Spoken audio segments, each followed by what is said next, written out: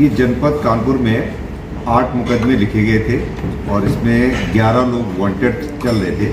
इनमें से आज 6वीं गिरफ्तारी और महत्वपूर्ण गिरफ्तारी है शिवम अग्रवाल की।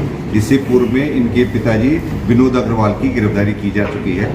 जो ड्रग इंस्पेक्टर द्वारा जो एफआईआर पंजीकृत कराई गई थी उसमें केवल 26 लाख बॉटल्स के बारे में पंजीकृत था अभियोग, लेकिन हमारी जो विवेचना के दौरान अब तक हमें 1 करोड़ 12 लाख बॉटल्स का पता लगा है। इनकी 2 कंपनी है।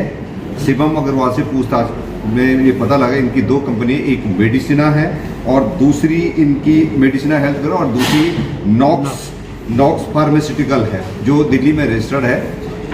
हमारी जांच में ये बात भी सामने आई है कि ये 2 जगह से इनको मटेरियल सप्लाई होती थी। एक विंग्स बायोटेक है और दूसरे लेबोरेट फार्मास्यूटिकल पानीपत है। ये विंग्स बायोटेक जो है बद्दी हिमाचल प्रदेश में है, जहाँ से इनके पास 76 लाख बॉटल्स इनके पास आई हैं।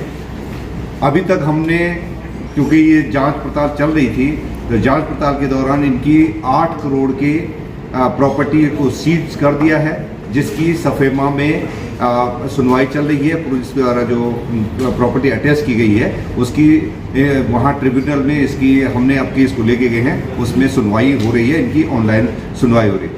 शिवम जो है पिछले 5 महीने से फरार चल रहा था। इनके लुकआउट नोटिस जारी करा गया था और शिवम की लोकेशन गुड़गांव, राजस्थान, दिल्ली और प्रयागराज में लगातार मिल रही थी। इनके द्वारा अपने बचने के लिए लगातार प्रयास किए जा रहे थे और हमारी टीम भी इनको लगातार चेज कर रही थी और फाइनली हमारी टीम को ये अरेस्ट करने में कामयाबी मिली है। इन पर 25,000 रुपये का इनाम भी घोषित किया गया था और आगे इनसे पूछताछ करके इनको जेल भेजा जा रहा है। इन वोटर्स को कहाँ खपाया गया?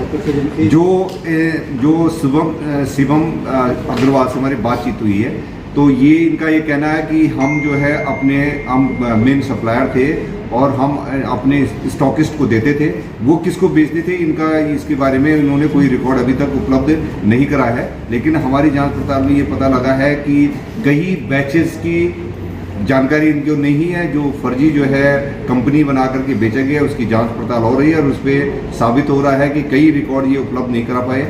हमारी टीम द्वारा फिजिकल वेरिफिकेशन इनके बैचेज की कहाँ कहाँ इनका स्टॉक गया उसकी जांच पड़ताल की जाए और ई वे बिल्स के आधार पर हम ये पता लगाने के 50% भी 50 नहीं है, केवल 10% का वेरीफाई हो पाएगा।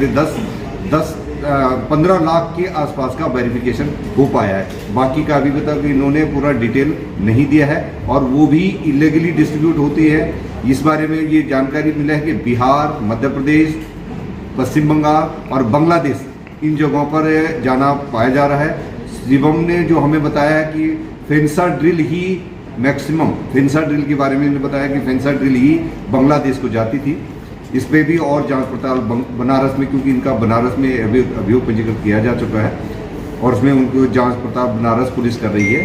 तो शिवम के द्वारा जो सूचनाएं दी गई हैं उसके आधार पर और भी आगे की हम लोग जानकारियाँ कलेक्ट करेंगे और उसी अनुसार वैधानिक कार्रवाई करेंगे।